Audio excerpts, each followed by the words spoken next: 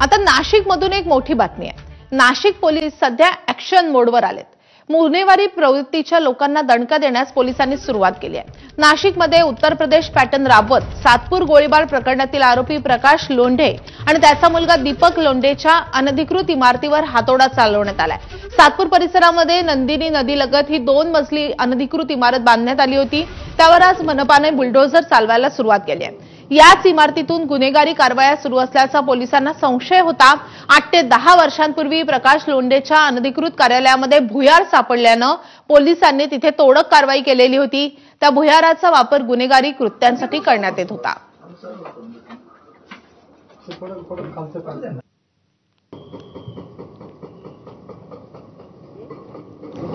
तर जिथून ही तोडक कारवाई सुरू आहे त्याच ठिकाणाहून आपले प्रतिनिधी मुकुल कुलकर्णी आपल्या सोबत आहेत। मुकुल, नाशिक पोलिसांनी आता यूपीचा पॅटर्न राबवायला का सुरुवात केली आहे? का कारवाई करण्यात येते लोंढेच्या या इमारतीवर?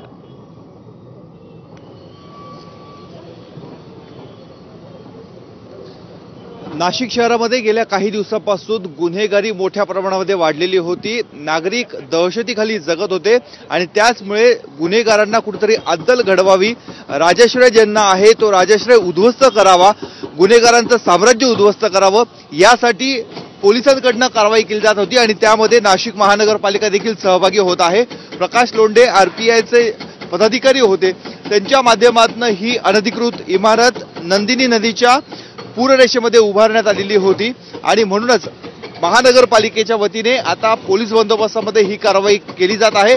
खरं तर ही इमारत इथे उभी राहिलीच कशी? जोपर्यंत इमारत उभी राहत होती तोपर्यंत महानगरपालिकेच्या इतर विभागांना याबाबत माहिती मिळाली कशी नाही, त्यांनी कारवाई का केली नाही, हे असंख्य प्रश्न जरी उपस्थित होत असले तरी गुन्हेगारांना दणका देण्यासाठी आता पोलीस प्रशासन आणि नाशिक महानगरपालिका प्रशासन सज्ज असल्याचं या दृश्यांमध्ये आपल्याला बघायला मिळते। आपण बघतोय की एका बाजूला ही 2 मजली इमारत होती, ती इमारत आता पाडण्याचं काम पूर्णपणे सुरू झालेलं आहे। याच्यावर होर्डिंग्स लावण्यासाठी एक स्ट्रक्चर तयार करण्यात आलेलं होतं, ते देखील पाडण्यात आलेलं आहे आणि यानंतर ही जी झोपडपट्टी आपल्याला बघायला मिळते यातले काही जे अनधिकृत घरं आहेत त्यांना देखील आता महापालिकेच्या माध्यमातून नोटीस पाठवण्यात येत आहे आणि समोरच्या बाजूला आणखी एक पांढरी इमारत आपल्याला बघायला मिळते। 4 दिवसापूर्वी पोलिसांच्या कारवाईमध्ये जे भुयार आढळून आलेलं होतं ते या समोरच्याच इमारतीमध्ये आढळून आलेलं होतं, त्यामुळे ह्या इमारतीवर कारवाई झाल्यानंतर येत्या काही दिवसांमध्ये समोरची इमारत देखील त्याच्यावर देखील कारवाई ही केली जाणार आहे।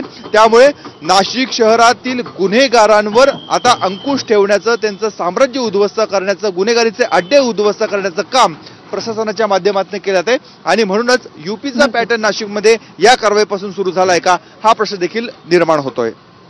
नक्कीच या कारवाईकडे आपलं लक्ष असणारच आहे। मुकुल, तुमच्याकडून अपडेट घेत राहू। सध्या धन्यवाद या सगळ्या सविस्तर माहितीसाठी।